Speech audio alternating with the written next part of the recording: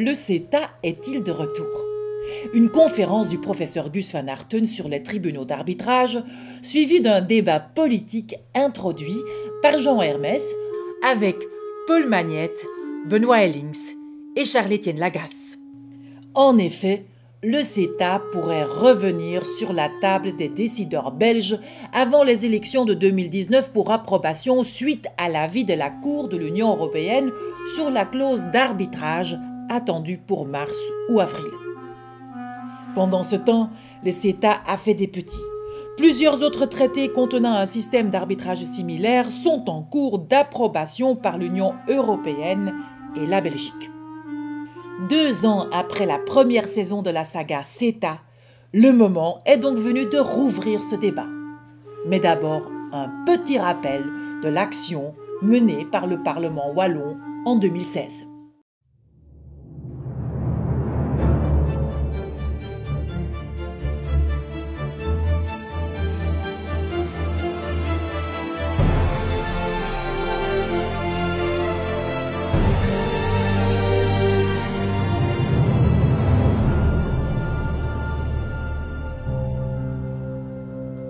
Dans le traité vers la paix perpétuelle, Immanuel Kant disait, je cite, « Toutes les actions relatives aux droits d'autrui dont la maxime n'est pas susceptible de publicité sont injustes. » C'est devenu un principe fondamental du droit international. En d'autres termes, tout ce que l'on n'a pas à cacher, on ne doit pas le cacher. Si on n'a rien à cacher dans ces accords commerciaux, si vraiment le CETA est bon pour les petites et moyennes entreprises, si le CETA est bon pour les agriculteurs, si le CETA est bon pour les services publics, si le CETA est bon pour la croissance, alors pourquoi faut-il le négocier en secret? Pourquoi n'a-t-on pas la confiance de le faire devant les citoyens? Il y a là une contradiction fondamentale dans la méthode.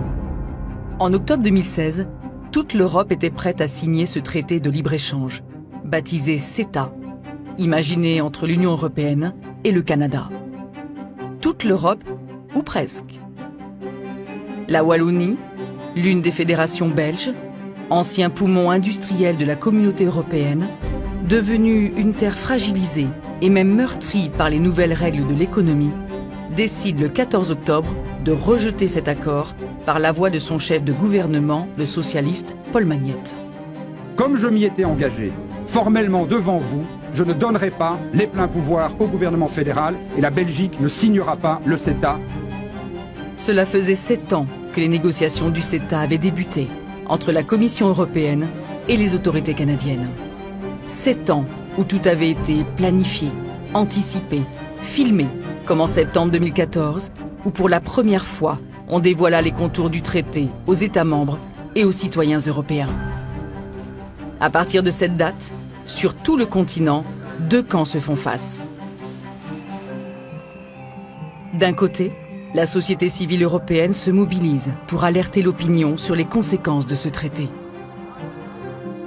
De l'autre, l'institution européenne, dont la commissaire en charge du commerce Cecilia Malmström, tente de convaincre les États d'accepter cet accord.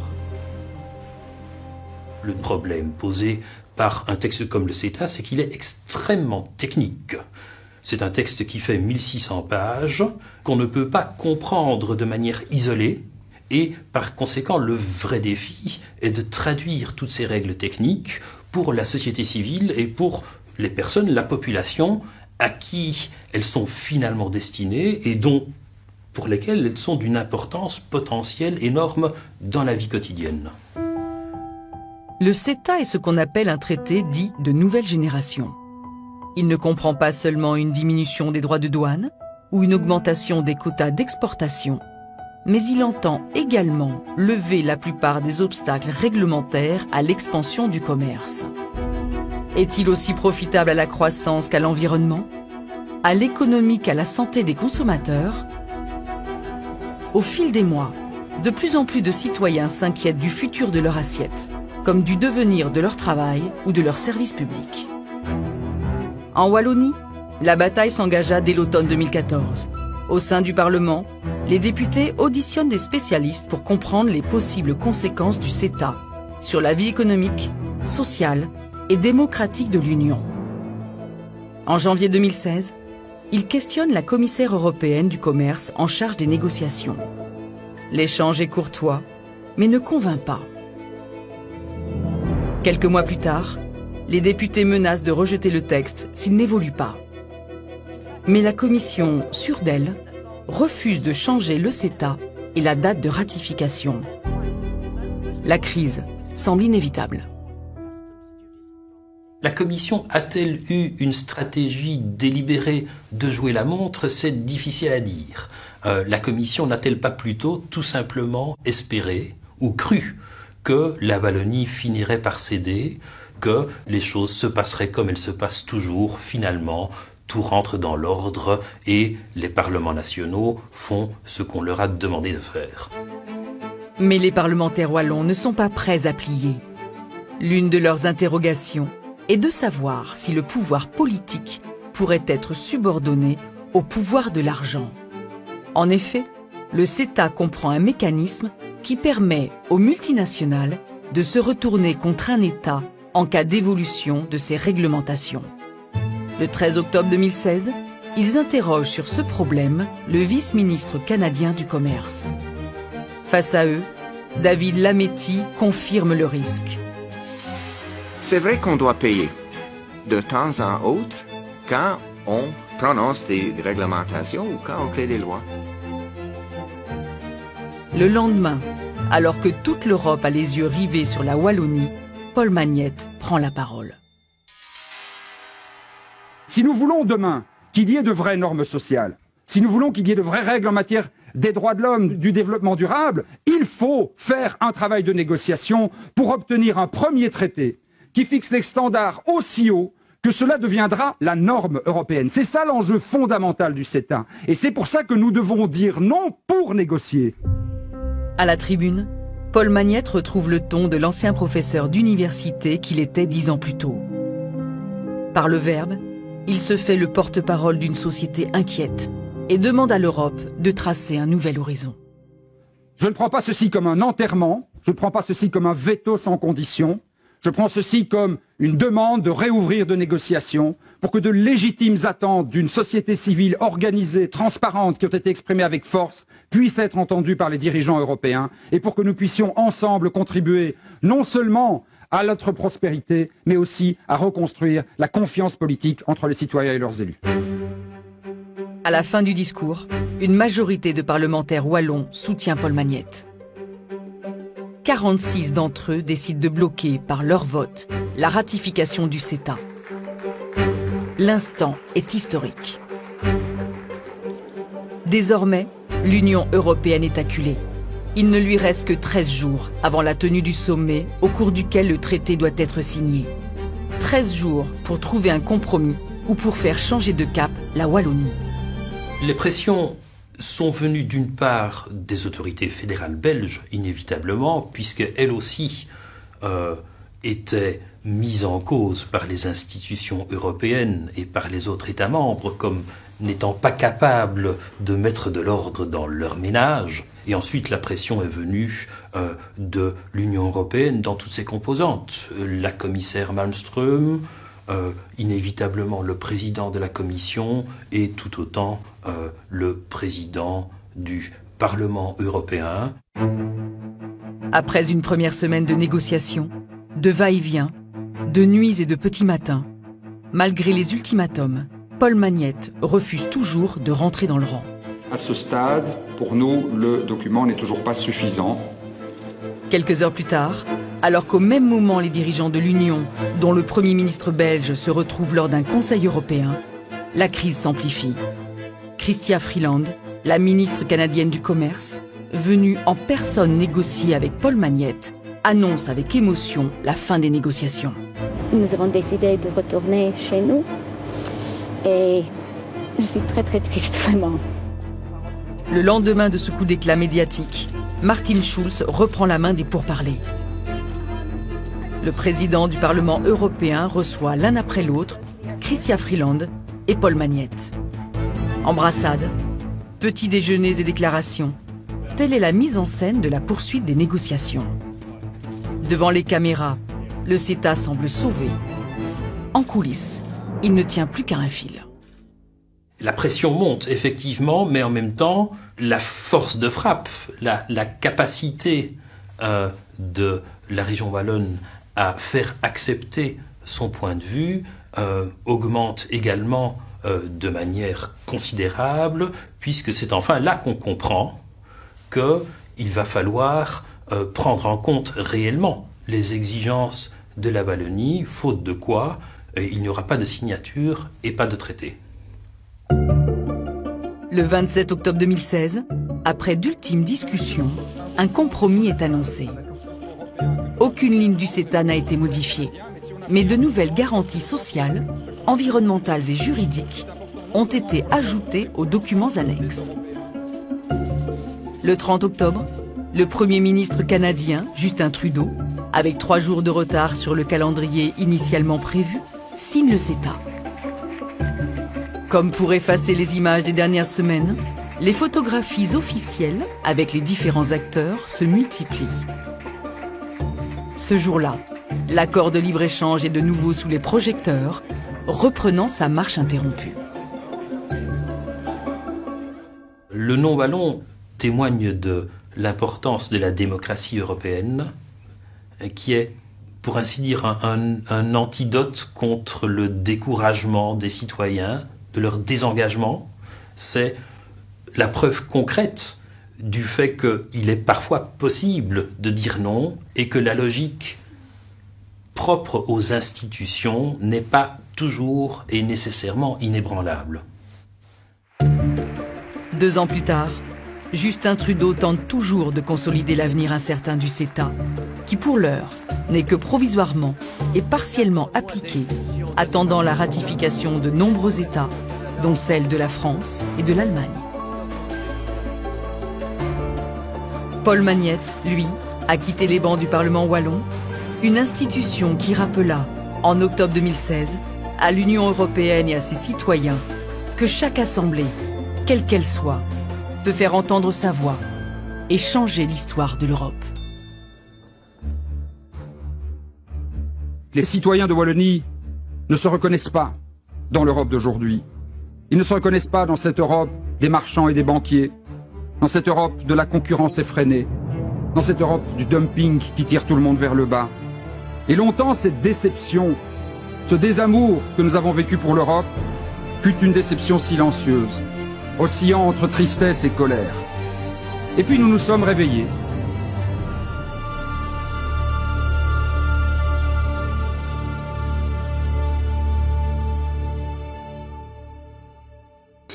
Et c'est une des raisons pour lesquelles la Wallonie et Bruxelles se sont à l'époque opposées à la signature du CETA, avec, il faut le rappeler, 72% de leur population qui les soutenait. C'est pas tous les jours qu'on a des gouvernements avec un tel soutien de leur population. Il y a tout juste 2 ans plus 1 jour était signé un accord intra-belge qui permettait finalement de sortir de l'impasse et de signer le CETA, dans lequel on retrouvait notamment l'engagement de saisir la Cour de justice de l'Union européenne et également un engagement de 4 parlements en Belgique de ne pas ratifier le CETA s'il restait inchangé dans son chapitre 8, donc le fameux chapitre qui prévoit ces tribunaux d'arbitrage. Où est-ce qu'on en est 2 ans plus tard? Eh bien, c'est pas moi qui vais vous le dire, je vais donner la parole encore plus brièvement à Chrystia Freeland, ministre canadienne des Affaires étrangères. Vous vous souviendrez peut-être d'elle, il y a 2 ans, elle avait un petit peu fait du bruit ici, puisqu'elle avait été personnellement défendre le CETA à Namur. Il était ressorti en pleurs, ce qu'elle a elle-même qualifié quelques mois plus tard d'une technique de négociation pour tutoyer les Wallons. Ça n'avait pas fonctionné. Eh bien, Madame Freeland, il y a tout juste 3 semaines, a dit ceci. The investor-state dispute resolution system that has allowed companies to sue the Canadian government is also gone between Canada and the United States. Known as ISDS, it has cost Canadian taxpayers more than $300 million in penalties and legal fees. ISDS elevates the rights of corporations over those of sovereign governments. In removing it, we have strengthened our government's right to regulate in the public interest, to protect public health and the environment, for example. En gros, la ministre canadienne des Affaires étrangères, aujourd'hui, reconnaît le danger de l'ISDS et est fier d'avoir obtenu son retrait dans l'accord qu'il allie aux États-Unis. Il y a quand même du chemin qui a été parcouru depuis 2 ans. On sait que déjà il y a 2 ans, ce tribunal d'arbitrage n'était pas la première priorité des Canadiens, mais ça n'a jamais été dit aussi clairement qu'aujourd'hui, et c'est une fenêtre d'opportunité. Et plus près de chez nous, vous vous souviendrez tous de la démission de Nicolas Hulot avec fracas il y a 2 mois. Dans la semaine qui a suivi, Le Monde a révélé un document confidentiel qui montre que la loi Hulot sur les hydrocarbures en France fin 2017 a été vidée de sa substance par l'influence des lobbies d'affaires, notamment via une menace d'utiliser un tribunal d'arbitrage venant d'une société pétrolière canadienne. Ce qui nous montre que l'arbitrage déjà aujourd'hui fait des dégâts et nous empêche concrètement de nous défendre contre le danger des changements climatiques. Avant de passer la parole au professeur Van Harten, juste faire le point sur pourquoi nous pensons qu'il est aujourd'hui temps de rouvrir ce débat en Belgique.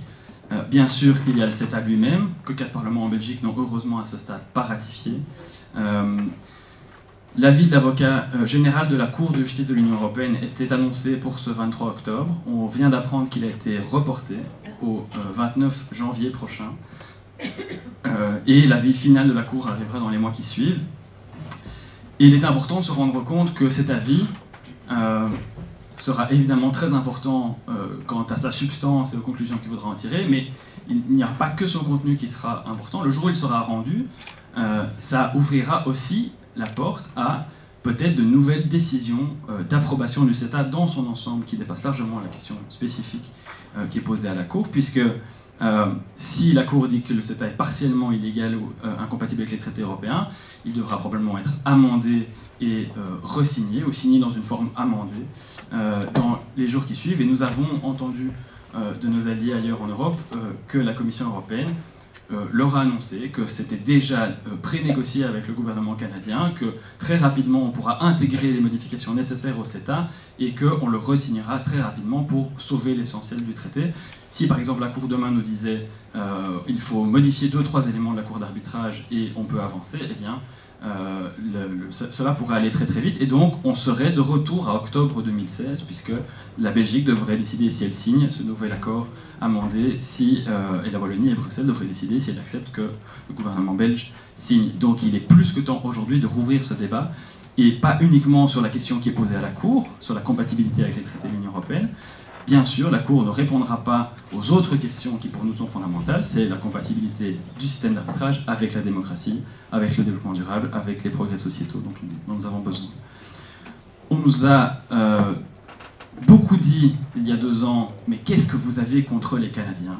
Et on a toujours répondu, évidemment, rien du tout. Nous avons un problème avec les mécanismes et les dispositions qui sont dans ces traités, et nous avons les mêmes problèmes avec les mêmes dispositions dans tous les autres traités. Et donc c'est important aussi aujourd'hui de se rendre compte qu'il y a d'autres traités qui contiennent le même système d'arbitrage. Un traité entre l'Union européenne et Singapour, le premier signé par l'Union européenne après le CETA a été signé vendredi dernier, le 19 octobre, et donc l'étape suivante, c'est des ratifications, notamment au niveau belge. Quelle position sera prise par les différents acteurs politiques en Belgique? Le suivant sera avec le Vietnam. L'Union européenne, en plus, négocie la mise en place d'un nouveau tribunal multilatéral permanent qui aura toujours vocation à être réservé aux investisseurs transnationaux pour attaquer les gouvernements. Et en plus de ça, on a toute une série de traités belges avec la même clause d'arbitrage, négociés avec une série de pays, et dont le ministre des Affaires étrangères nous annonce qu'il va en négocier une flopée d'autres dans les mois qui viennent. Et donc là aussi, à plusieurs niveaux de pouvoir en Belgique, il y a des raisons de se positionner dans des décisions à prendre très bientôt. Voilà. La bonne nouvelle, c'est qu'on a parcouru du chemin, comme je le disais, sur le CETA, mais aussi sur les autres. Si vous regardez les 2 derniers traités belges ratifiés à la Chambre, au Parlement fédéral, vous voyez en 2015 le traité Belgique-Panama avec clause d'arbitrage. Au niveau des partis francophones belges, ils ont tous voté contre, sauf un. PS, Écolo, Défi, CDH, PTD ont tous voté contre ce traité. Le MR a voté pour. En juillet dernier, un autre traité de ce type, Belgique-Barbade, avec la même clause d'arbitrage, a été voté au Parlement fédéral, et cette fois-ci, malheureusement, le CDH a voté pour, mais les autres partis francophones, à part le MR, ont voté contre. Donc on sent que le consensus contre ce type de système d'arbitrage s'élargit de plus en plus, mais malheureusement, pas encore suffisamment pour se débarrasser une fois pour toutes de ce système. Voilà. Je vais passer la parole au professeur Van Harten et je pense que c'est une chance particulière de l'avoir aujourd'hui, notamment pour une raison, c'est que le champ académique de l'analyse détaillée de ce système d'arbitrage est malheureusement victime d'un phénomène problématique, c'est-à-dire que beaucoup d'académiques, et on a encore eu le cas pour aujourd'hui, on a invité des représentants de différents partis, notamment on avait invité le ministre Reinders à être présent dans ce débat. Il nous a répondu que pour des raisons d'agenda, il ne pouvait pas participer, mais qu'il nous invitait à une conférence donnée le 22 novembre, organisée par les Affaires étrangères sur ce sujet. Et si vous regardez le programme, vous avez dans le programme 2 personnes présentées comme professeurs d'université. Et puis si vous cherchez très rapidement sur Internet, vous tombez sur le fait que ces personnes sont aussi soit avocats ou arbitres dans les cours d'arbitrage ISDS. Et donc, il ne s'agit pas de dire qu'il faut complètement disqualifier ces personnes pour cette raison, mais il faut au moins connaître le conflit d'intérêts qu'ils habitent, puisqu'ils ont intérêt directement et financièrement à ce que ce système perdure. Gus Van Harten fait partie des quelques rares académiques complètement indépendants, puisque lui ne travaille pas dans les tribunaux d'arbitrage, et il va pouvoir nous expliquer ce qui, selon lui, est particulier à ce système d'arbitrage. Je lui donne tout de suite la parole.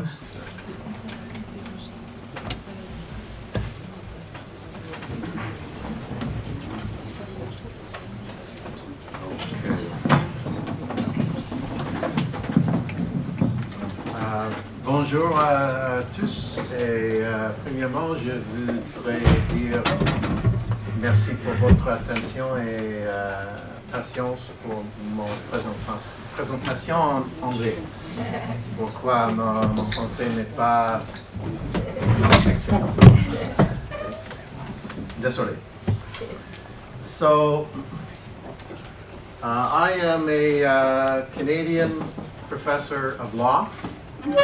I specialize in international investment law, and this has become a very controversial field because of a special system of foreign investor rights and protections that has been included in many treaties, but most notably in some significant new trade agreements, one of the most important of which is the CETA, because the size of the economies the CETA would cover, and because it is seen as a model of what to expect in a future TTIP between Europe and the United States. And this system of foreign investor rights goes by many names, technical names. One is here, Investor State Dispute Settlement, or ISDS. Sometimes it's also referred to as, in a modified version, as Investment Court System, or ICS, in the CETA. And it also is present in a proposed Multilateral Investment Court, or MIC, that is being discussed at the UN Commission on International Trade Law at the moment. So I want to just give you a little bit of background about this system of foreign investor rights. This system is very powerful. It allows large companies mainly and very wealthy individuals who qualify as foreign investors in a country a power to bring international claims against a country for the exercise of its sovereign regulatory authority through passage of laws, regulations, even court decisions can be challenged by foreign investors using this ISDS.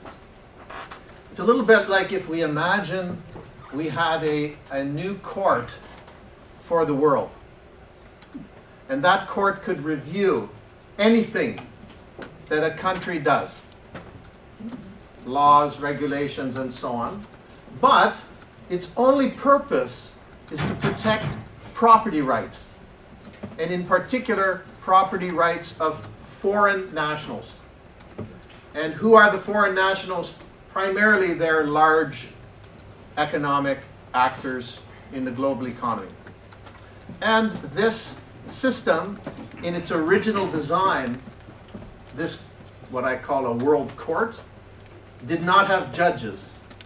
Instead, it had private lawyers instead of judges, and this creates a number of issues. Well, this new ISDS mechanism only came to be used in the late 1990s. This is a simple graphic of the total number of claims brought by foreign investors under treaties that allow for ISDS. And it starts, the first claims really start in the mid to late 1990s.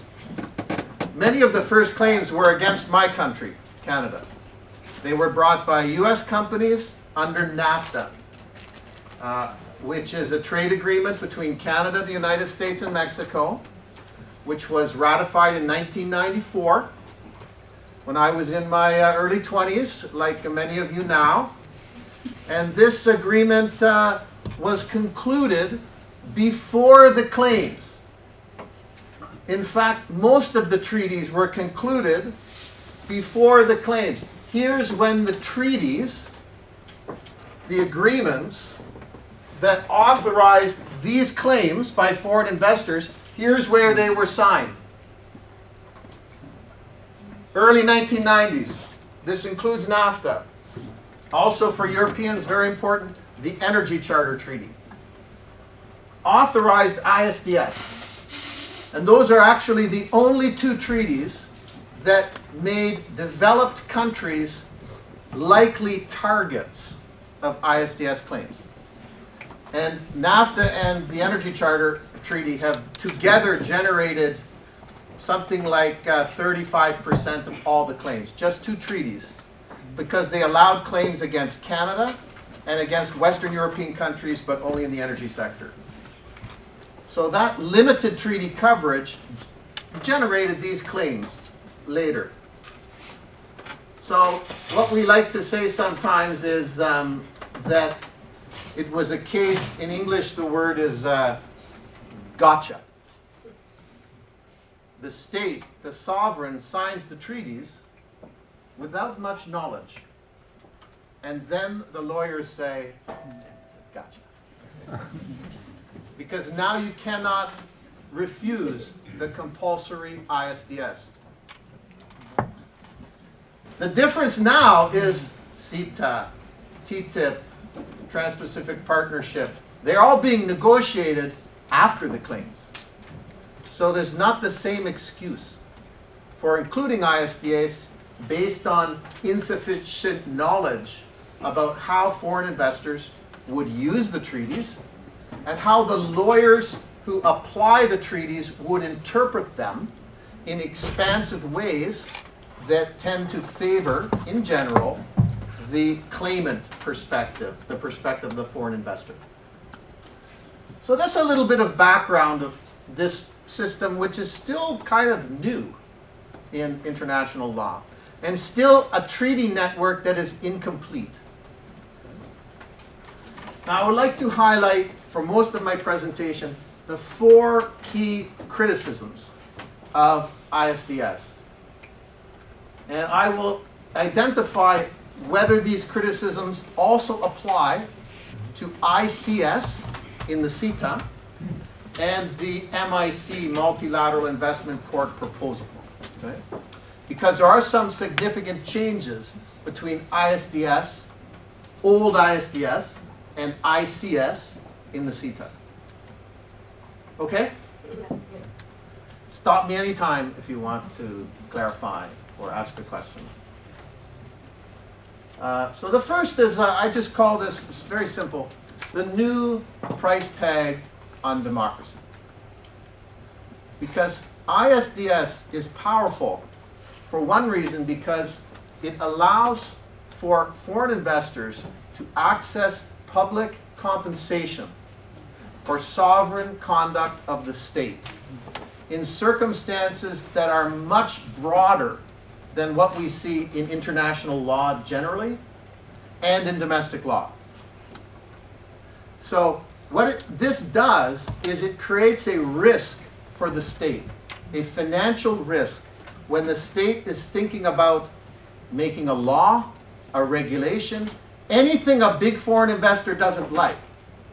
The foreign investor can send a lawyer, send a lobbyist behind closed doors and say to government officials, have you ever heard of ISDS? Have you ever heard of Chapter XYZ of this trade agreement? Let me explain to you how it works. The way it works is, even if the government thinks it will win the case, there may be as low as 5% risk of a catastrophic financial award. Because in ISDS, the state has generally no opportunity to avoid liability if it loses before the lawyers who sit as the arbitrators on tribunals. This is quite exceptional if we look at other areas of international law. Okay? So the state, in thinking about passing a law, may assess it has a small risk of losing an ISDS case, but if it does lose, the cost may be in the billions of dollars. And there are cases where the awards have run into billions of dollars. So for any sane government that is responsible for the public budget, this has to be a factor to consider. It might not stop the law, but it is changing the dynamic of decision making.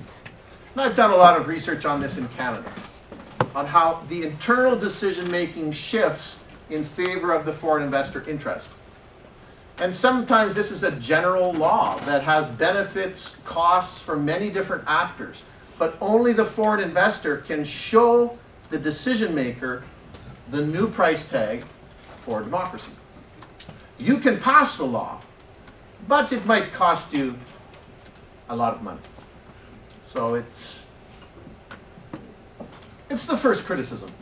Sometimes it's called regulatory chill, or the chilling effect. And this applies for ISDS. This applies for the ICS in the CETA in essentially the same way, because the remedy is the same. The retrospective compensation order for sovereign conduct of the state is the same remedy, including for expected future profits, which is very significant. It's hard to say whether it will be included in the Multilateral Investment Court. It's still being discussed, but I would say it's very, very likely, at least, that it will be the same remedial structure that will provide this powerful right to foreign investors. The second is another very simple point. Why should foreign investors alone receive these extraordinarily powerful protections at the international level? Why not domestic investors? Why not domestic citizens? Why not other foreign nationals? Why not victims of foreign investors? Well, the answer is because governments decided they wanted to give the most powerful protections for any private party in international law. They wanted to give those protections to a small group of actors, the most significant of which are the most powerful economic actors. So we have I say, a strange situation where the most powerful protections are provided to the least vulnerable actors. And that to me is kind of backwards. And this is an issue that is the same for ISDS, ICS, and the MIC. Why? Because they are all designed to provide special access to public compensation in certain circumstances for this particular class of actors. Not for all property rights holders, only for foreign nationals. And not for other rights holders at all. That, I would say, is the second essential criticism or point of debate in the controversy about the system. The third one is the issue of balance. And here we have to look at the main historical justification for foreign investor rights is that some countries have weak courts, weak institutions. There is corruption, there is delay. And so foreign investors need protection in those countries. That is the argument. By the same logic, why is there no equivalent enforcement mechanism for foreign investor responsibilities in those countries? Because foreign investors can benefit from weak courts and weak institutions and corruption. Sometimes they can benefit from that. Sometimes it's a business advantage. I can tell you in the mining sector, it is sometimes a business advantage because you can tell the government what you want to happen to local communities who are in the way of your mine. And it's not just corruption I'm talking about. I'm talking about violence. Where is the enforcement mechanism for victims of that foreign investor misconduct in countries with weak institutions? That is the question that this criticism raises, the lack of balance. Not rights without responsibilities that are enforceable in the same way, because the ultimate justification leads to both. That's the third criticism. Again, this is the same. ISDS, ICS, and very likely MIC, because there is no talk of foreign investor responsibilities that are being broadly framed and subject to enforcement in the same powerful process as foreign investor rights in these contexts. The fourth criticism is a little more complex.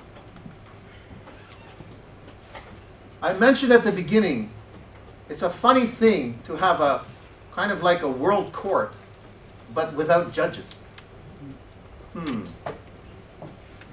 Instead of judges, we have a kind of private judge.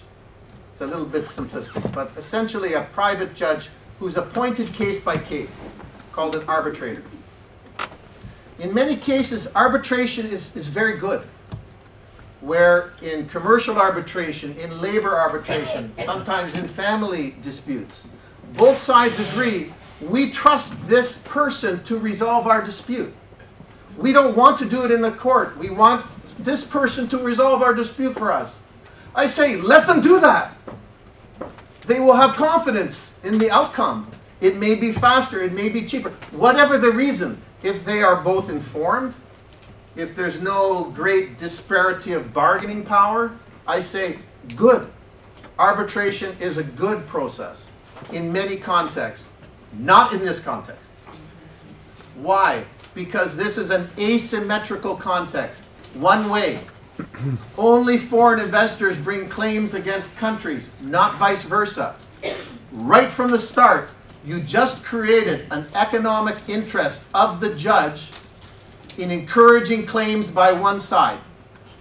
Why? Because they only grow the arbitration business if there are more claims. And only one side can bring the claims. So, I'm not saying this determines all decisions. I'm not saying I cannot access the mind of the arbitrator. But that's not the issue. The issue is public confidence in the process to review the sovereign choices of countries, democratic choices in many cases, and to decide about giving public money, large amounts of public money, to private actors. That process needs to be independent and fair, such that the public has confidence in it. And when you use arbitrators instead of judges in this context, you lose security of tenure, you lose set salary, you lose prohibitions on side work as a lawyer, you lose objective method of case assignment, which are all central hallmarks of the judicial independence of courts for a long, long time. We lose them all in some of the most important decisions that a court can make, setting the legal boundaries of what the state is allowed to do and awarding potentially billions of dollars in public money. It is totally inappropriate to use arbitration in that context, in my view. And it was a big mistake. And states made that mistake before, I think, they really understood what they were doing in the early treaties. Now they have an opportunity to fix that. By the way, judicial independence is a matter of fair process, but there's another very important point about fair process. In any adjudicated proceeding, there is a fundamental principle that if your interests are affected, you have a right to represent your interests in the proceeding. You have a right of standing in the proceeding. ISDS disputes often affect parties other than the foreign investor and the state. They may affect domestic investors. They may affect another level of government whose decision is being challenged, for example. They may affect an individual who is accused of having taken part in some kind of corruption. In a fair process, those parties are entitled to standing to represent their interests.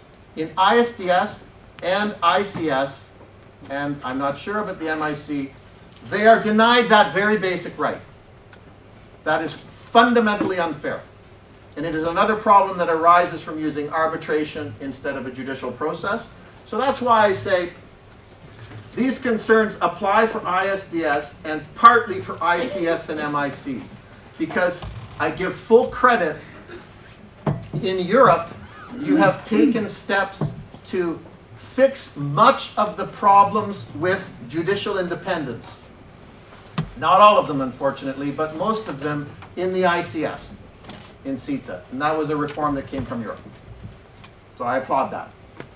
But in the wider context, I want to be clear, we have not fixed all the problems with ISDS in ICS, and we won't do that in MIC either. Okay? By the way, the representation of third parties was supposed to be in the original version of ICS, but the relevant provision was dropped from the CETA for reasons I don't know. Okay, very quickly, financial winners and losers. We tracked who countries were ordered to pay money to in all known ISDS cases up to, I think, 2012. So most of the money went to companies with over $10 billion in annual revenue. The next biggest financial winner, I say, was the ISDS legal industry, because the legal fees and arbitration fees estimate was around $2 billion in total. So it's big money for lawyers and for law firms. And then others, very rich individuals were next, individuals with over $100 million in net assets. And then other size companies, and of course, the countries, they only pay. They pay the awards and they pay legal fees and arbitration fees. So they're the ones paying the awards. Very quickly, that little red arrow, this is, by the way, this is a graphic of ISDS coverage of U.S. inward FDI stock. That means foreign-owned assets in the United States economy, how much of those assets are covered by ISDS under an existing treaty, not accounting for a certain complexity called forum shopping. But basically, this is telling us how much, using the United States as a proxy to show how prevalent is ISDS in the world today. But I'm using the US economy as a proxy. And we see this is where we are now, based on existing trade or investment agreements that have ISDS of the United States. With the Trans-Pacific Partnership that the United States pulled out of, it would have doubled ISDS coverage in the US economy. And here's the big one. EU-US TTIP, game changer. Completely transforms ISDS from a limited role to dominant role in reviewing decisions of the state. And that would be left over. Very quickly at the end, very recent development, which Michel commented upon, NAFTA 2.0. In Canada, we call it NAFTA 2.0. President Trump calls it the USMCA. He wanted to name it in honor of the US Marine Corps, US, Mexico, Canada. And I'm going to call it NAFTA 2.0. Okay? This is a historic NAFTA is phasing out ISDS between Canada and the United States. I have to admit, I never thought I'd see the day. 3-year phase-out period. The United States wanted it out for itself and wanted Canada and the United States to, Canada and Mexico to opt into ISDS. And the Canadian government said, no, thank you, we'd like to take it out for us too. And you saw the statement from Minister Freeland, and I agree wholeheartedly with her characterization of the issue in that statement. So this shows that we don't need ISDS, and we should not have ISDS or ICS in agreements, at the very least, in agreements between developed countries with mature democracies and court systems. It's a different discussion if you're dealing with other countries. It's a more complex discussion. Old ISDS is, in my view, flawed there too. But in this context, I think having ICS and CETA after this is just a big mistake. It took Canada 25 years to get out of the mistake in NAFTA. So I would suggest we should not start a new one. And lastly, there are significant limits on ISDS in the new NAFTA between the United States and Mexico. I don't have time to get into them, but they're the most significant limits I have seen in any investment treaty between a developed and developing countries. So ISDS is greatly scaled back in the new NAFTA between the United States and Mexico. So I'd like to thank you for for listening to me en anglais, and I'd be happy to answer any questions, but I look forward to the discussion among our other guests. Thank you.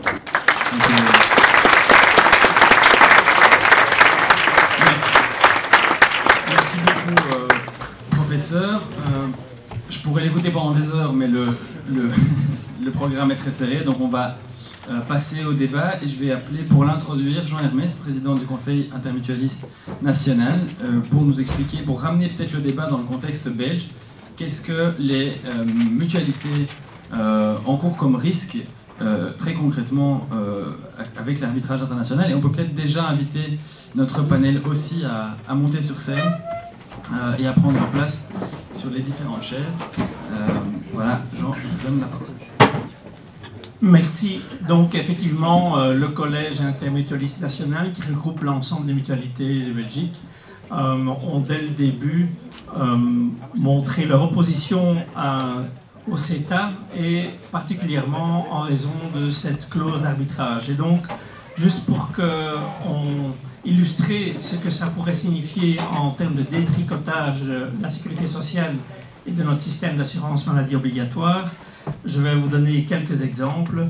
Le premier, c'est celui qui a atteint la Slovaquie, qui, dans leur système de soins de santé, a décidé d'émettre une loi qui limite la libéralisation de l'assurance santé. Ils ont été poursuivis par Achmea. Achmea est un assureur hollandais et qui donc estimait qu'une partie de son marché avait donc été coupée de par une plus grande régulation, de par une assurance soins de santé qui devient plus solidaire. Ils avaient été condamnés, l'État Slovaquie, à 25 millions d'euros pour avoir limité en fait le marché potentiel d'un assureur privé. Heureusement, par après, ils ont eu gain de cause dans un recours. Je vais vous donner un autre exemple pour la Belgique. DKV, qui est le plus grand assureur privé en Belgique, que peut-être certains d'entre vous ont déjà entendu en termes d'assurance hospi. Dans les années, en l'an 2006, le gouvernement avait décidé d'étendre l'assurance maladie obligatoire aux petits risques des indépendants. Donc il faut savoir que les indépendants, avant 2006, ils devaient cotiser à des assurances privées pour les petits risques, comme on dit, c'est-à-dire les médicaments et par exemple aussi les consultations chez les médecins généralistes. Le gouvernement, à ce moment-là, a décidé d'étendre l'assurance maladie obligatoire et d'incorporer les petits risques dans l'assurance maladie obligatoire. DKV, évidemment, qui avait comme marché potentiel tous les indépendants pour la couverture des petits risques, a fait un recours devant la Cour constitutionnelle parce qu'ils estimaient que voilà, ils ont été lésés et qu'ils n'avaient plus ce marché potentiel. Alors mettez-vous dans le système actuel où il y aurait une cour d'arbitrage, ben, ils pourraient déposer devant la cour d'arbitrage un recours estimant que la régulation introduite par un État, l'extension de l'assurance maladie obligatoire, bien, réduit leur marché.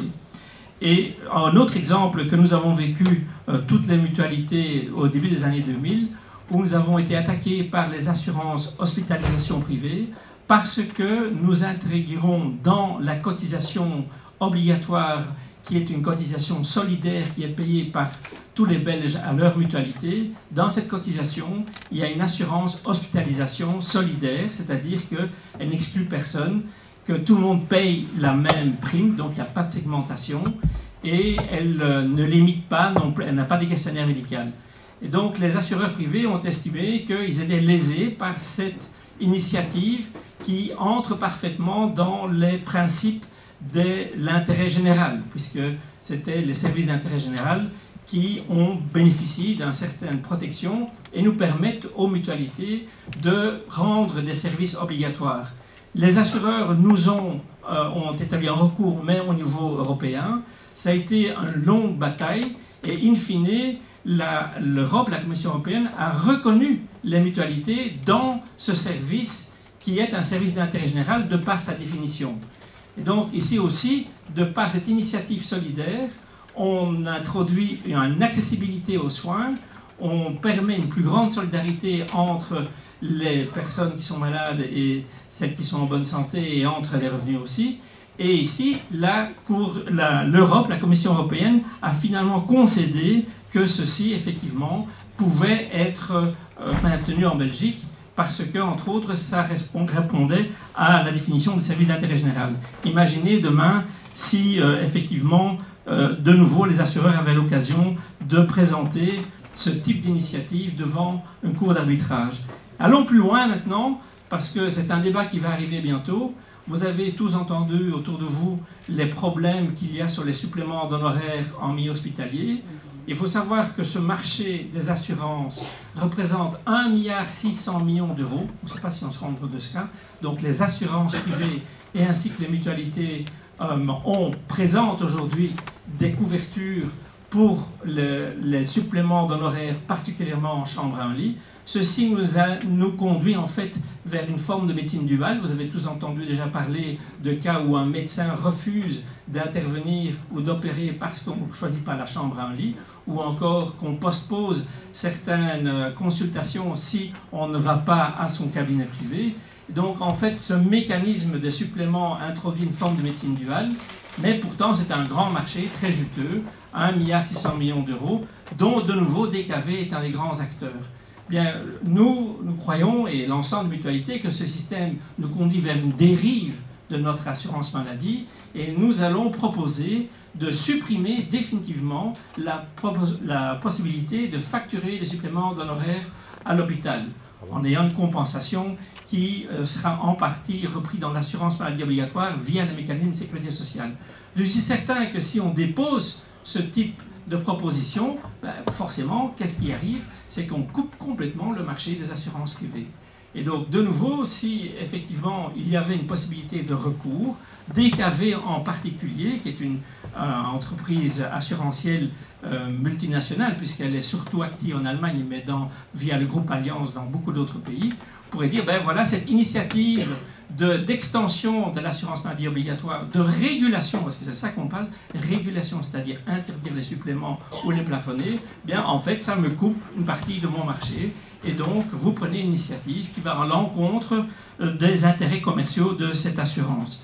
Je pourrais continuer encore avec d'autres exemples dans le domaine des soins de santé où nous régulons par exemple la nomenclature via des tarifs, où nous mettons également une limite à la liberté d'établissement pour des prestations technologiques ou des services des équipements médicaux lourds. Là aussi, certaines firmes peuvent à un moment donné dire mais tiens, vous limitez la possibilité d'établissement d'un équipement médical lourd par une régulation de l'État. Cette régulation indispensable pour la qualité des soins et la maîtrise des dépenses pourrait être une entrave à des entreprises de effectivement plus investir dans des services privés. Mais on pourrait même imaginer aussi que, en termes de prévention, tout ce qui limite, par exemple, la consommation des produits alimentaires, du tabac, des sodas, pourrait être considéré comme une entrave à un marché commercial, puisqu'on limite l'expansion possible de certains dans certains produits. Donc vous voyez tous ces différents régulations, ces différentes initiatives des États qui visent un intérêt de santé publique, qui visent un intérêt d'accessibilité des soins, qui visent une solidarité par la protection sociale, sont des mécanismes de régulation qui ont l'intérêt général comme objectif et non pas l'intérêt commercial de certaines entreprises qui, honnêtement, quand on voit le rendement que ça représente en termes de santé, c'est plus un recul qu'un bénéfice lorsqu'on voit les dégâts que font, par exemple, la vente du tabac ou des sodas. Donc voilà une série de raisons pour lesquelles l'ensemble des mutualités déclarent aujourd'hui que ces différents contrats, ces différents nouveaux contrats entre les pays va réduire et risque de réduire la protection sociale, risque aussi d'affaiblir les possibilités de politique en santé publique. Merci beaucoup, Jean.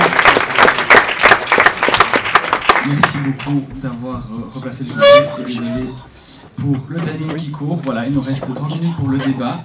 Et pour le débat, je vous propose de commencer par vous donner la parole, chacun à votre tour, pour introduire le débat et selon vos termes. Et puis, on échangerait. Il y aura encore un tour de parole de conclusion. J'invite d'ailleurs le professeur à vous rejoindre pour pouvoir participer aux interactions.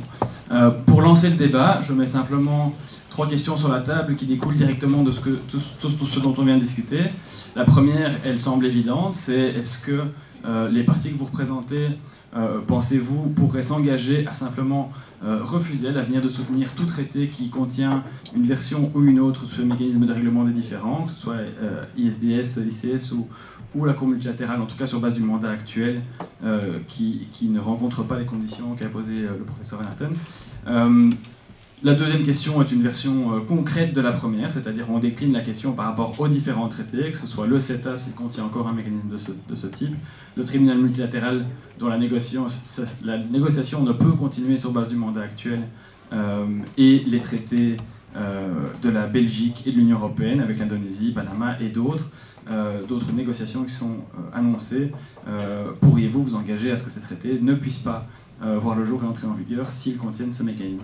Et enfin, la troisième question fait le lien avec ce qu'a dit le professeur tout à l'heure sur l'équilibre entre les droits et les devoirs. La question n'est pas de savoir si on est pour ou contre la protection des investisseurs, la question est de savoir quel équilibre on trouve entre les différents intérêts. Et nous pensons qu'il est temps de dire la hiérarchie actuelle du commerce international et notamment créée par ces traités qui placent les droits des investisseurs avant tous les autres droits et avant les droits humains, cette hiérarchie, il est temps de la renverser et de dire les droits humains d'abord. Il y a des propositions très concrètes, notamment un traité en cours de négociation à l'ONU qui va dans ce sens-là.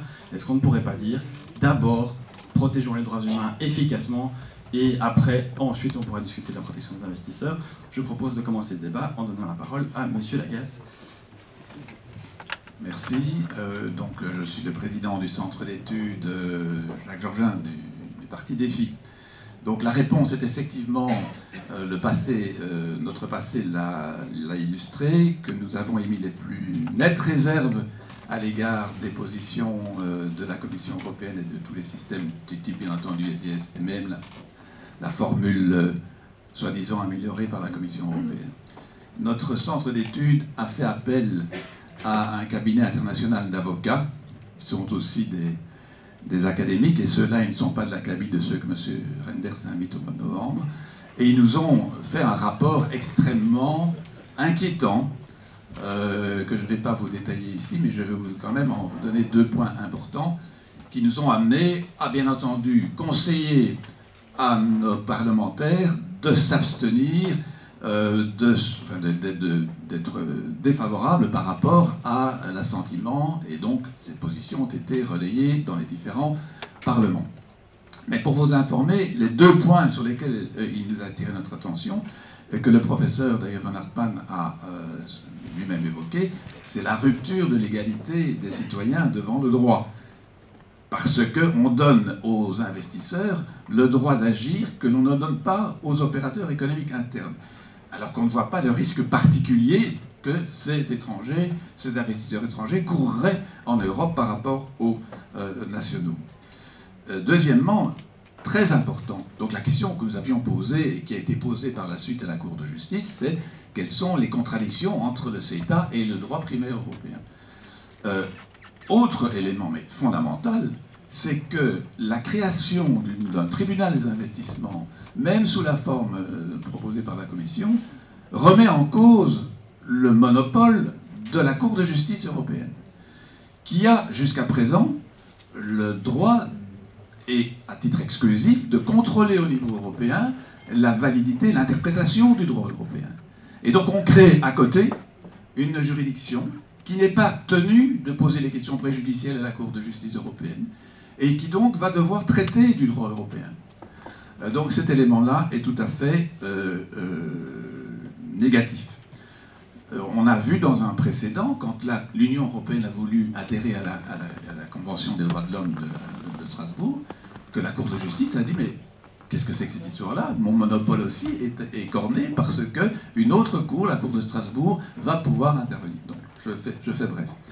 Et là, j'ajoute un troisième argument négatif, c'est que même si on a le droit de réguler, on l'a dit, il y a capacité de ces tribunaux d'imposer des sanctions. Et des sanctions des investisseurs étrangers, qui pourraient être au niveau européen, ça c'est nous qui ajoutons, considérées comme des aides d'État. Et donc là encore, on se trouve en contradiction avec le droit européen. Donc par rapport aux questions, voici donc les réponses très négatives de notre étude. Si j'ai la parole tout à l'heure, je pourrais expliquer la position de notre parti dans notre programme pour les élections prochaines. Quelle est notre position globale par rapport aux accords de commerce? Merci. Comme on n'est pas encore tout à fait en campagne électorale, moi je ne vous donnerai pas le programme de mon parti, je reviendrai volontiers pour le faire une autre fois. Je vous dirais simplement que sur toutes ces questions, la réponse est oui, évidemment. Je crois qu'il n'y a aucun doute là-dessus.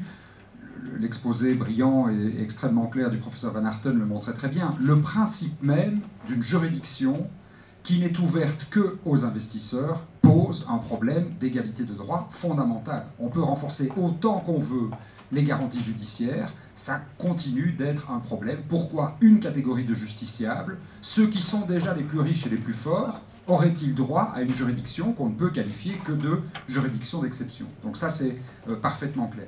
Je crois en revanche qu'il faut aller au-delà de ça, si je peux me permettre, et qu'il faut poser 2 questions supplémentaires, et sur lesquelles j'aimerais l'avis non seulement de mes collègues, mais surtout l'avis du professeur Van Harten. La première question, qu'est-ce qu'on fait avec les centaines et centaines, même les milliers d'ISDS existants, puisqu'il y a des traités qui ont été signés, ça a été rappelé pendant des décennies, qui ont inclus un mécanisme d'ISDS, dont il est très rarement fait usage, mais qui néanmoins sont là.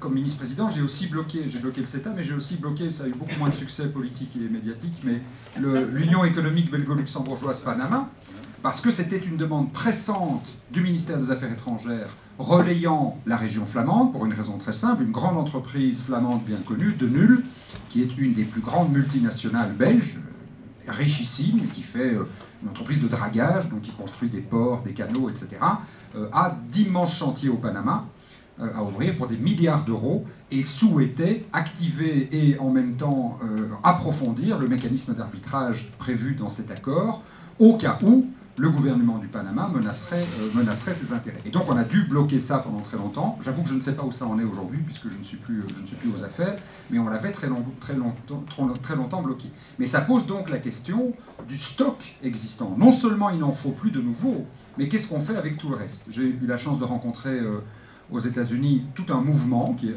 Anti-ISDS Movement, avec toute une plateforme qui est très relayée dans le monde politique, dans le monde syndical et dans le monde politique notamment par certains députés, sénateurs démocrates, dont la plus connue est sans doute Elizabeth Warren, sénatrice du Massachusetts et qui représente l'aile gauche du Parti démocrate, qui est vraiment la figure de proue de la lutte contre les ISDS.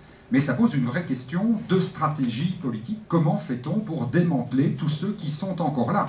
On a pu éviter, en tout cas jusqu'ici, d'en ajouter de nouveaux, mais comment faire pour démanteler le stock? Et puis deuxième question, quand même théorique aussi, c'est celle de savoir ce que serait une juridiction idéale. Il y a différentes parties, on l'a dit, il y a les entreprises, mais il y a aussi, et il devrait avoir voix au chapitre, les individus en tant que citoyens, en tant que consommateurs, en tant que travailleurs, les syndicats, les associations de protection des consommateurs par exemple. Aujourd'hui, elles n'ont pas voix au chapitre. Dans des pays comme les nôtres, comme la Belgique par exemple, où il y a un système juridictionnel éprouvé, qui est là depuis 2 siècles, qui globalement fonctionne bien. À la limite, on peut se dire, on n'a besoin de rien du tout. On utilise les juridictions nationales et le cas échéant, on utilisera les juridictions européennes et internationales pour obtenir gain de cause. Ça existe et on a à peu près tous les moyens disponibles. On devrait renforcer en Belgique, par exemple, la class action, mais c'est un autre débat. J'ai eu un cas, puisque quand j'étais ministre de l'énergie, j'ai imposé une taxe à Electrabel pour récupérer la rente nucléaire. Electrabel a excipé d'un accord qui avait été fait par un ministre précédent de l'énergie, dont je tairai le nom par charité chrétienne, qui prévoyait un mécanisme d'arbitrage privé. Heureusement, en première instance, en appel, et même devant la Cour constitutionnelle, ça a duré 3 ans, la procédure de bataille entre Electrabel et moi, eh bien, l'ensemble de ces juridictions ont considéré que c'était sans objet, et la Cour constitutionnelle nous a donné raison. Donc on a la chance d'avoir de bonnes juridictions, mais le professeur Van Harten le rappelait dans son exposé, dans beaucoup de pays, le système judiciaire est inefficace, incomplet, corrompu. Et donc dans ces pays, l'absence de mécanismes juridictionnels internationaux peut avoir pour conséquence que dans les faits, ce sont les intérêts les plus faibles, c'est-à-dire ceux des particuliers, des syndicats, des associations, qui vont être devant les juridictions nationales, massacrés par les intérêts des multinationales. Donc je voulais juste dire ça parce que parfois dans le débat anti, on veut tout foutre à la poubelle. C'est comme dans le débat anti-commerce, on dit il faut plus d'OMC, il faut plus ceci, il faut plus de cela. Je pense qu'il ne faut jamais oublier que l'absence de règles protège toujours les plus forts. Et que si dans certains pays, les mécanismes juridictionnels internes sont faibles, une bonne juridiction internationale, mais j'aimerais que le professeur Van Harten nous dise ce que serait what would be a perfectly efficient and fair judicial mechanism to solve that kind of issues and open it to all parts. Je crois que c'est aussi un élément du débat si on va aller au-delà simplement des quelques dossiers qui sont en cours aujourd'hui. Et je cède la parole à l'échevin de la ville de Bruxelles, Benoît Edith. Merci au bourgmestre de Charleroi.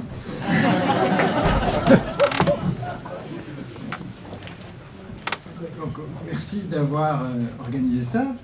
J'ai compté, c'est la 57e fois que je participe à un débat en Wallonie ou à Bruxelles ou en Flandre sur la question des traités internationaux. Donc ça démontre que ça bouge beaucoup et c'est probablement pour ces raisons-là que la question vit énormément dans la société civile, que Paul est parvenu aussi, avec le courage politique en plus, à bloquer le CETA comme il l'a fait à un moment donné du processus.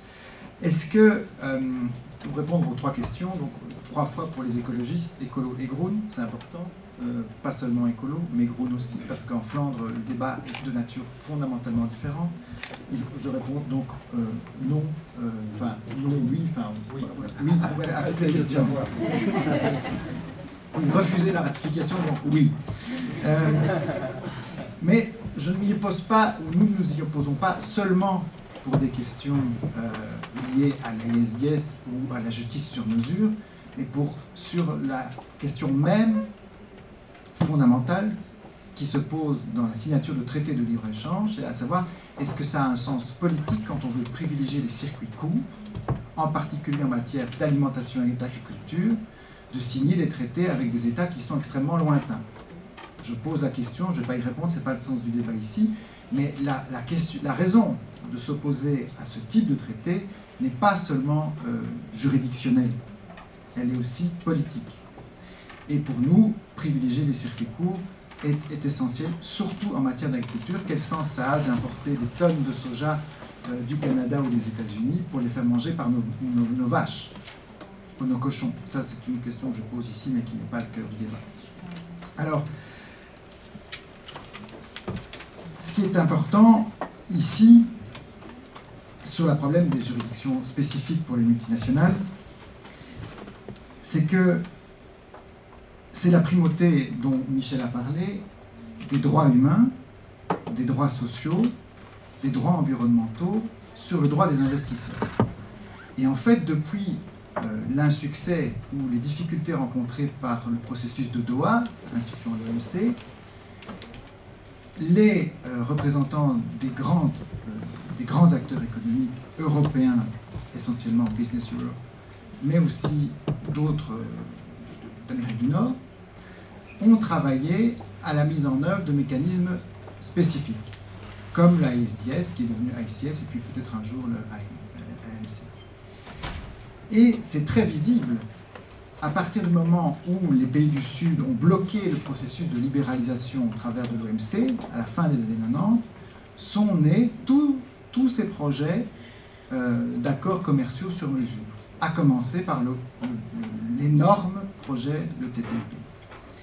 Et donc c'est une question qu'on doit se poser, c'est de savoir comment faire en sorte pour que les droits humains, sociaux et environnementaux prévalent sur le droit des investisseurs. Or, tous ces traités ont un point commun, c'est qu'ils donnent la primauté sur le droit des investisseurs, en utilisant en plus des prétextes fallacieux, comme par exemple le développement de l'emploi et de l'économie, chose qu'on a entendu énormément. Et deuxième élément, il y a un élément important, pourquoi Didier Reynders n'est pas là? J'ai la chance de beaucoup discuter de ces choses-là avec lui en commission de la relation extérieure de la Chambre. Et en fait, son objectif, lui, c'est de faire de Bruxelles en particulier, bientôt je serai chef de la ville de Bruxelles, ça ne m'empêche pas qu'il veut faire de Bruxelles en fait une place de l'arbitrage. Et vous n'êtes pas sans ignorer, il y a probablement des juristes ici dans la salle, que Bruxelles est reconnue pour sa compétence en matière du bureau d'avocats, et en particulier du bureau d'avocats d'affaires, par la présence de l'Union européenne, évidemment.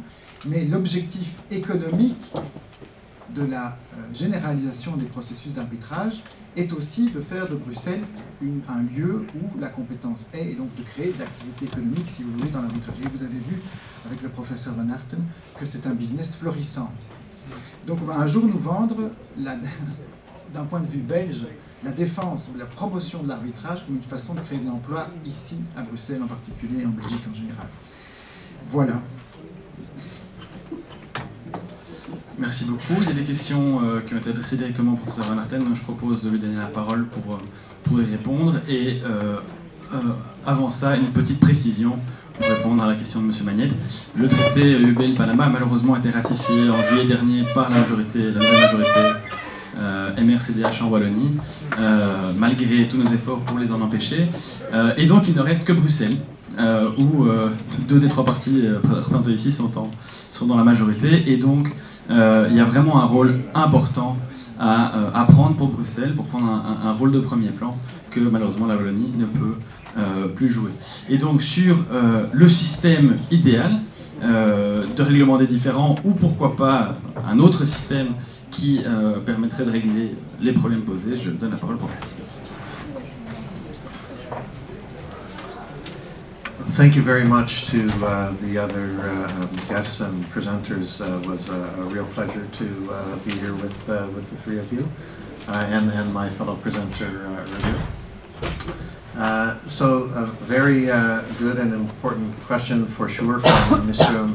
Magnette is what do we do with the many bilateral investment treaties left over from essentially the immediate era of decolonization that include this very lopsided ISDS mechanism that is just badly outdated.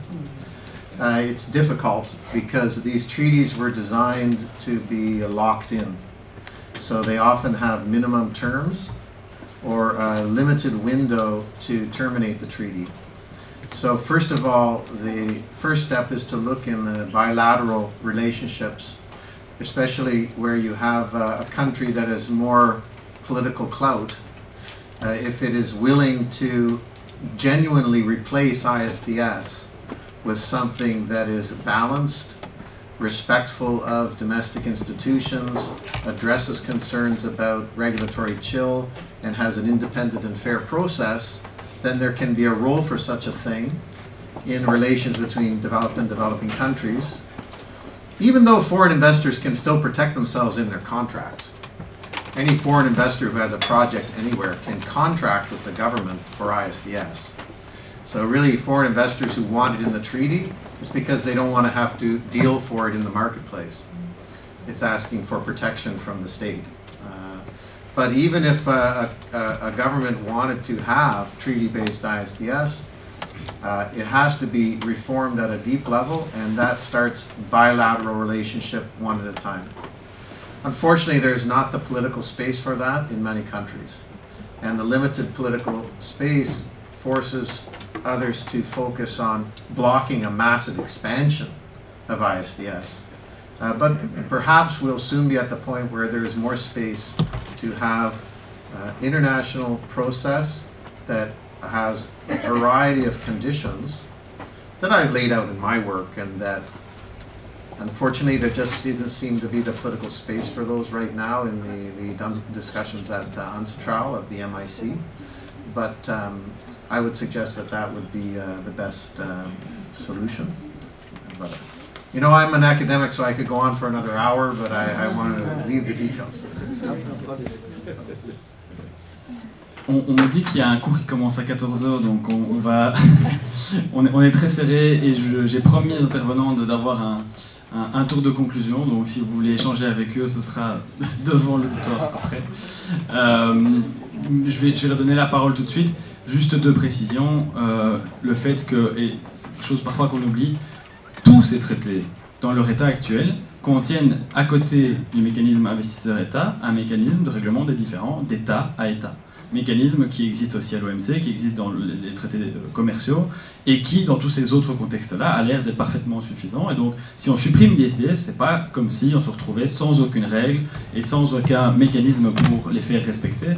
Bien sûr, l'absence de règles profite au plus fort, et l'absence de règles, très clairement, c'est l'option Trump, et ça n'est pas du tout notre option.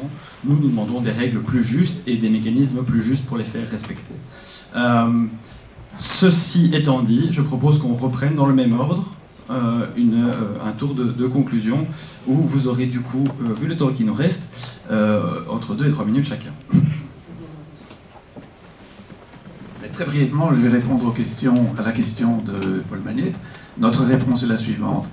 Là où c'est possible, avec des pays comme l'ALENA l'a illustré, on supprime carrément, puisqu'ils ont réussi à le faire. Avec des pays développés, c'est possible. Lorsque on garde une cour, nous avons établi la liste des conditions pour nous minimum pour approuver un traité avec cour. Je vous lis simplement les titres de rubrique pour ne pas faire plus que 2 minutes et demie, 3 minutes. Il faut limiter la compétence de la cour au contrôle du traitement national, c'est-à-dire la non-discrimination par rapport aux investisseurs. Deuxièmement, n'accepter les plaintes des investisseurs que ceux qui ont les mains propres, c'est-à-dire avec un droit d'exception contre les investisseurs qui n'auraient pas respecté les normes sociales et environnementales. Troisièmement, par souci d'équilibre, élargir la compétence aux plaintes d'États, entreprises, ONG contre les États faisant du dumping social, fiscal et environnemental. Quatrièmement, les garanties d'indépendance des juges. Cinquièmement, l'équité procédurale. Lorsqu'un État est visé par une plainte, le tribunal doit prévoir que toute partie dont les droits ou intérêts sont affectés par l'affaire puisse y participer pleinement. Donc voilà, très résumé, les conditions minimales pour lesquelles nous pourrions quand même accepter un tribunal des investissements, là où ça s'avère nécessaire et préférable à un système national. Merci. C'est pas vraiment prévu de conclure, parce que je pense que c'est un débat ouvert, mais peut-être revenir sur 2 éléments des questions qui sont posées ici. La première, c'est sur le CETA lui-même. Donc vous vous souvenez qu'après ce bras de fer sur le CETA, on avait non seulement obtenu que la question soit posée à la Cour de justice de l'Union européenne de la compatibilité de ces mécanismes d'arbitrage, que ce soit ICS ou International Court System, avec l'ordre juridique communautaire. Donc c'est évidemment un élément extrêmement important. On attendait les conclusions, malheureusement elles ne sont pas arrivées, mais ce sera extrêmement important de voir comment la Cour de justice se prononce. Il y a de bonnes raisons de penser, en tout cas c'est ce que les juristes avec lesquels on a travaillé quand on a écrit, parce que pour poser une question à la Cour, il faut rédiger un mémoire, et c'est un document très long, d'une centaine de pages, dans lequel on avance une série d'argumentations, et l'une des raisons fondamentales est de dire, si un tel mécanisme était accepté, puisque à travers des arbitrages, comme l'a dit le professeur Van Harten tout à l'heure, n'importe quelle entreprise pourrait être amenée à contester une norme nationale ou européenne, ça peut devenir à un moment donné un système de juridiction parallèle à celle de la Cour de justice de l'Union européenne. Vraiment, l'unité de l'ordre juridique communautaire, sa cohésion, peut vraiment être mise en péril. Et donc on a vraiment l'espoir que les juges, même sans se prononcer au fond, même s'ils admettaient que ce mécanisme de cour internationale offre de meilleures garanties juridictionnelles que les ASDS traditionnels, se disent, du point de vue formaliste, du caractère indispensable de maintenir l'unité d'interprétation de l'ordre juridique communautaire et donc d'éviter qu'il y ait une espèce de concurrence entre des juridictions publiques et des juridictions semi-publiques, disent que c'est tout simplement impossible. Et ça, ce serait évidemment une avancée majeure parce que ça signifierait que, eh bien, tout simplement, l'Union européenne serait interdite de négocier quelque mécanisme que ce soit dans quelque traité en cours que ce soit et devrait même, c'est pour ça qu'on espère que l'arrêt arrive le plus vite possible, l'enlever des traités dans lesquels il figure encore, comme le traité avec le Japon par exemple, ou d'autres qui sont nombreux avec des pays du Mercosur, etc., qui sont en cours de négociation. Donc cet élément-là est extrêmement important. C'est un peu technique, c'est complexe, etc., mais c'est vraiment un élément extrêmement important pour l'avenir de l'ensemble de la politique commerciale de l'Union européenne. Et puis sinon, je pense que le dernier point est aussi un point extrêmement important. Résister, c'est bien. S'opposer, c'est bien. Mettre des conditions, comme vous le faites, c'est très bien aussi, mais les conditions que vous mettez partent quand même toujours du principe qu'on accepte l'existence de ces juridictions d'exception. On les contraint, mais on accepte quand même qu'elles existent. Je pense que si on veut vraiment changer l'ordre économique global, c'est ce dernier point qui est le point vital, qui est de dire non, les entreprises n'ont pas droit, les investisseurs n'ont pas droit à une juridiction d'exception. S'il faut des mécanismes internationaux, et je pense qu'ils sont utiles en particulier pour les ressortissants privés individuels ou collectifs des pays dans lesquels les juridictions sont les plus faibles, comme je disais tout à l'heure, il faut que ce soit un mécanisme qui ouvre vraiment l'accès à tout le monde, avec des mécanismes de class action, avec d'action collective, avec des mécanismes qui permettent de faire protéger les droits humains, les droits sociaux, les droits environnementaux par cette Cour internationale. Et donc c'est vraiment une inversion complète, c'est vraiment un retournement complet de la logique. C'est pas les investisseurs qui doivent être protégés contre les législations, c'est au contraire les particuliers qui doivent bénéficier de garanties contre les multinationales, parce que si on voit l'état du monde aujourd'hui, c'est de ce côté-là qu'on a besoin de garanties supplémentaires. Et donc mener le combat pour ce traité, dont l'initiative existe déjà, qui est malheureusement pas suffisamment connue, je pense que ce serait pour CNCD 1111 et pour toutes les parties prenantes dans ce type de débat un très beau combat. Donc vous allez vous opposer au CETA dans tous les domaines majoritaires. C'est quelque chose de très important. Dans certaines communes, en tout cas. Par rapport à la question de la norme ISDS, le problème ne se pose pour un traité, non pas au moment où il est adopté, mais au moment où il entre en vigueur. Et donc c'est une des difficultés dans laquelle on se trouve, c'est qu'on ne peut pas encore mesurer aujourd'hui toutes les conséquences qu'aurait la mise en œuvre d'un système ICS, par exemple, dans une relation entre l'Union européenne et le Canada. Le problème ne va se poser, c'est comme la grenouille. Si la grenouille dans un récipient, si l'eau est bouillante, elle saute, elle se rend compte. Si l'eau devient graduellement bouillante, elle ne s'en rend pas compte et elle cuit. Et c'est le problème dans lequel on est avec le système ISDS. D'où l'intérêt de cette demande d'avis à la Cour de justice de l'Union européenne, parce qu'il ne faut pas oublier que le système ISDS est en fait la négation du principe de la primauté des droits fondamentaux, des droits sociaux, des droits environnementaux, sur le droit des investisseurs. On a dans l'Union européenne, qui est largement imparfaite, certes, mais on a au moins une hiérarchie des normes. Et la Cour de justice de l'Union européenne, c'est le sens du recours qui est introduit par la Belgique, elle est garante de cette hiérarchie. Et donc, le système que les multinationales, via leur lobby, essayent d'imposer via tous ces systèmes et tous ces traités bilatéraux, en dehors de l'OMC, est en fait une attaque frontale du principe démocratique tel que défendu par l'ordre juridique de l'Union européenne. Et j'attire votre attention sur un élément stratégique qui est en train de se jouer maintenant dans les négociations, à la fois pour le traité de sortie du Royaume-Uni de l'Union européenne, mais aussi du futur éventuel traité qui liera le Royaume-Uni un jour à l'Union européenne, c'est que le modèle pris par les conservateurs britanniques progressistes, il y en a, enfin je ne sais pas si c'est le mot exact qu'il faudrait utiliser, mais en tout cas ceux qui essayent de sauver Theresa May, c'est justement le CETA. C'est justement le CETA avec ce mécanisme ICS. Et donc, vous voyez que ceux qui veulent la fin de l'Union européenne ou qui n'en veulent plus utilisent précisément ce qui a été négocié dans le CETA. Et c'est la raison pour laquelle il faut se battre et il faut espérer que la Cour de justice de l'Union européenne donnera un avis extrêmement négatif à l'égard du système ICS, parce que c'est en fait la raison fondamentale pour laquelle l'Union européenne existe qui est attaquée par ces mécanismes, et c'est la raison pour laquelle il faut se battre.